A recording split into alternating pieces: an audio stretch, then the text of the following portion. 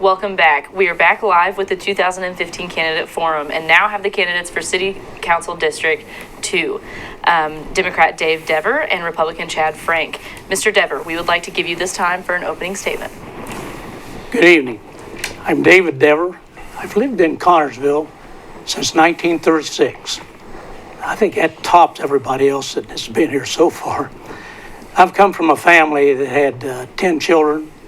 I had 8 brothers and 1 sister.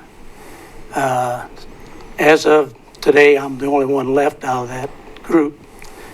I have been married to my wife now for 54 years. I have 3 children. 3 of them live in Indianapolis. Been there for quite a while. I've worked at Ruth's Blower Company for 38 years. I am now retired, have been since 1993.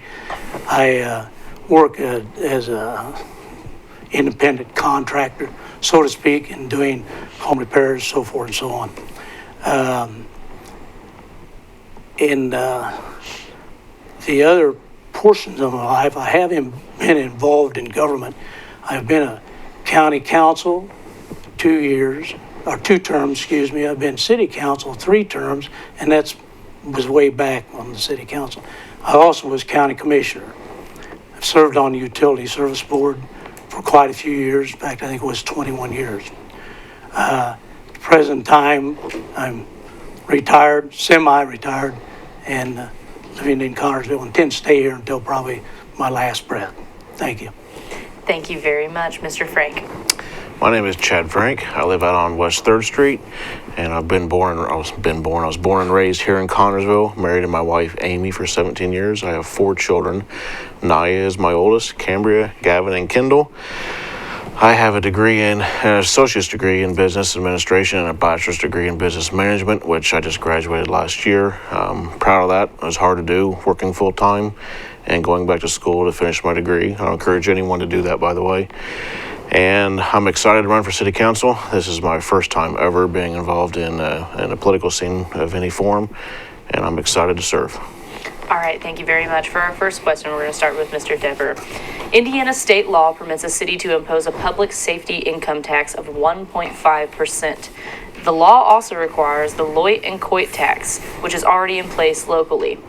This would raise the local income tax to around 4%. Would you vote for passage of a public safety tax, and why? Well, from just getting this question not too awful long ago, I'm not really familiar with this tax. I don't know anything about it, and I feel kind of hesitant to even comment on it. I'm willing to listen and learn, but this time I don't want to comment one way or the other. Thank you. Okay, thank you very much, Mr. Frank. I always try to take a proactive approach to everything I do. When I get involved in something, I dive in. If I'm going to commit myself to something, I commit fully. With this tax here, I'm still studying it. I do know that I would be opposed to any new tax.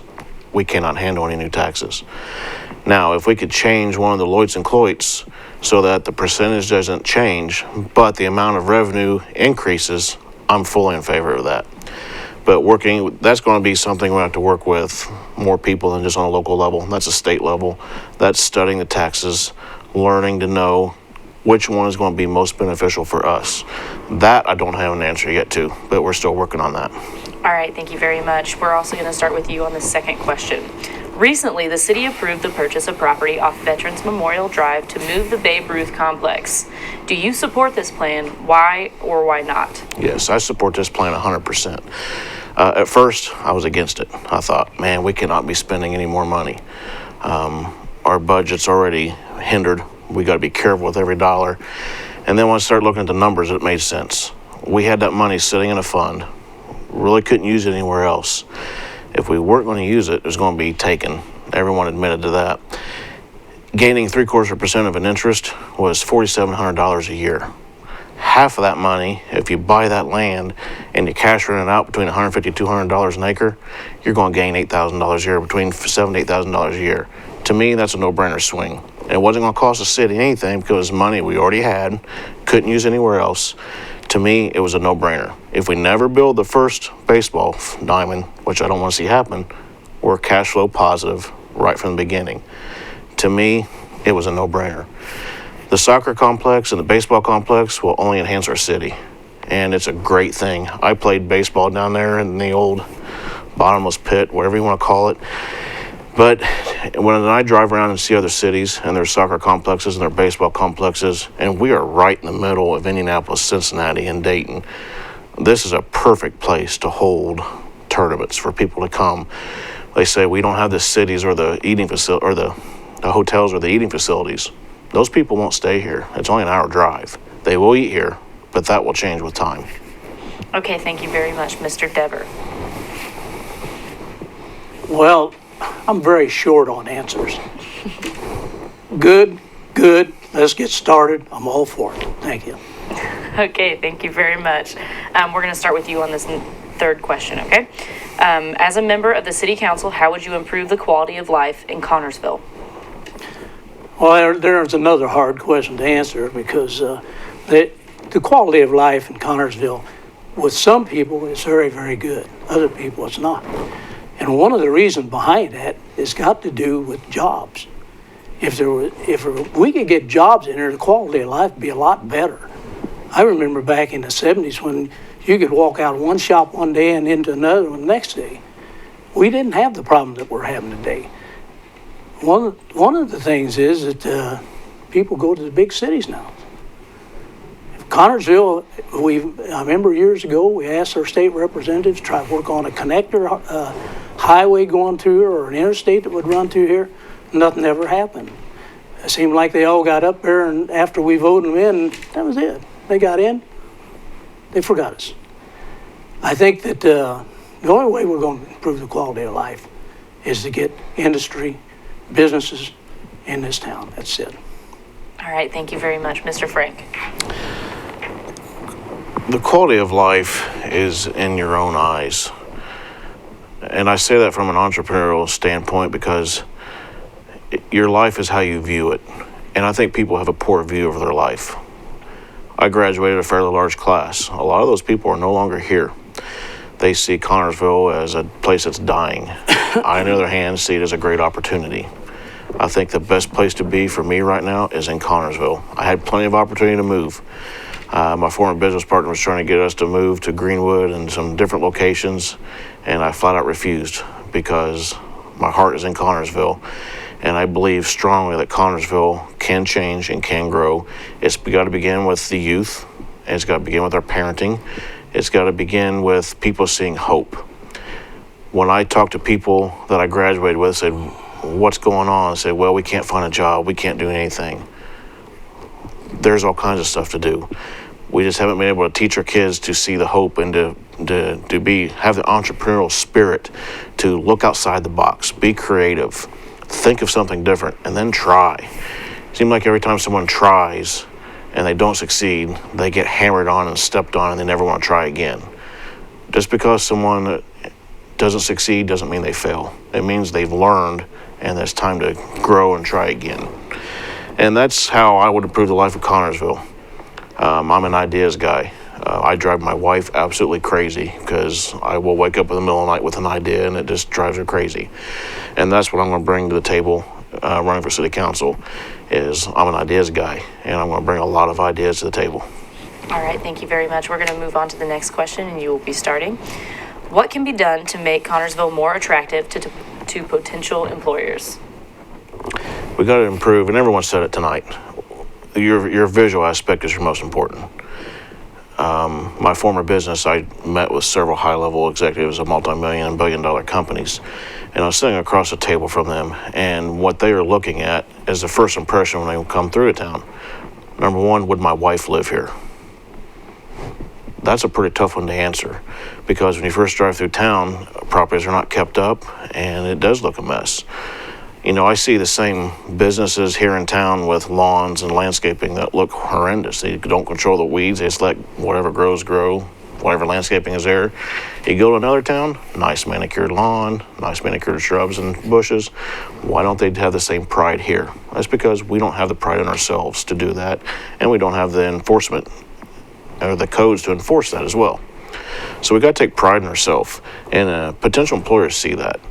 Cleaning up the community is going to be the biggest thing, biggest challenge we have, and that will be the biggest draw for employers here. Secondly, you got to have a city council and a mayor who knows business, who knows when they're sitting around a round table with businessmen what to do, what to say, what not to do, what not to say. You can be sitting at a lunch with a high-level executive and do the minute thing, the smallest thing wrong, and turn them off from business, and they'll never come to your town again. Third thing we need to do is not necessarily look to draw employers. Let's build them. We got a lot of potential here in this town, a lot of entrepreneurs, and a lot of people who just need help. Let's build entrepreneurs from with our own. That way we don't have to worry about large companies coming in and pulling the plug because they don't care. If we have businesses that are built here because they live here, they care, and they care for their employees, and they're going to stay here. Okay, thank you very much. Mr. Dever. I think one of the biggest things that I see around here is that, we need to take care of our businesses that we have here. If we take care of those businesses and treat them right, more people looking towards coming to this town or business will say, hey, that town has taken care of what they got. They'll take care of us. And I certainly would think that anybody that has come through in the last few years have thought just a little bit different in what I've just said. I've liked Connersville. I've been here quite a few years, and I've been in business with Ruth's Connersville Blower for quite a few years. And Ruth's really took care of herself, but, they never asked for anything. Now, the other companies in town, they was always asking for something. And if the money was there or was capable of giving it to them, we gave to them. We gave to a lot of companies that came to town that we shouldn't have. They left before we got out of them what we thought we was going to get out of them. But I think if we treat our small business people and the businesses we have here in town right, we'll be all right. We'll get other businesses in town. Okay, thank you very much. For our last question, we're going to start with you, Mr. Dever. Other cities have reduced their costs by combining services such as EMS and fire. What are your thoughts on this idea? Well, I have thoughts that, if we keep reducing the jobs that we have and the services we have, we're going to be out of business. I think we're at pretty low ebb right at this time. I would much rather see us enlarge it, not reduce it anymore. And the only way to do that is to really promote the city of Connersville. And it takes everybody. Just don't take the economic development director. It takes everybody. Talk it up. Thank you very much, Mr. Frank. I look at two things. Are we effective and are we efficient? Can we be more effective? Can we be more efficient if we combine services? Can we cost savings? Can they be there? I've been doing a lot of research on this one in particular, and I'm still getting mixed emotions on that. You have different perfs, different funds there. It could be expensive. There's a whole lot of challenges with doing that. Can it be effective and efficient? I believe it can if it's done properly. At first, I thought it couldn't be done. The more people I've talked to some lawyers who've done it, and they said it's worked phenomenal. But you've got to be effective and efficient. The goal with merging is not to cut or to reduce anything. It's to improve the quality while being more efficient. That's always the goal behind being efficient. If you're cutting jobs and cutting everything and you're not going to be more efficient, it can't happen. So there are some different things to look at. EMS and fire is one of them. There might be some others. Don't know the answer to that.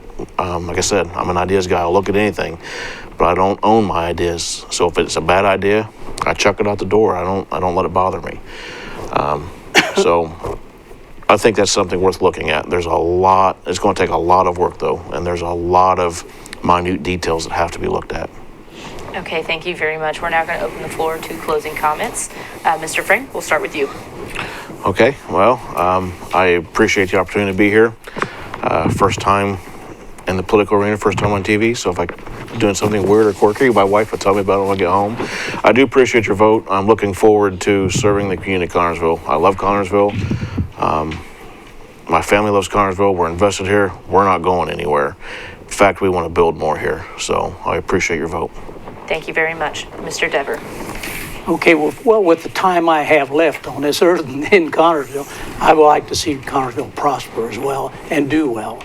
I also would want to comment that, there's a lot of good people that are running for jobs in this election. Good people, I mean. There's one of them that backs up to my property. He lives on 44, and he sits right across. And we're not shooting at one another from across the field. So I really and truly wish Mr. Frank all the luck in the world, but I would like to have the job also. Thank you. Thank you very much. When we return, we will have the candidates for the office of City Council District 4. City Council District 3 candidate Debbie Montgomery is unopposed in the general election and will not be with us this That was a evening. good one.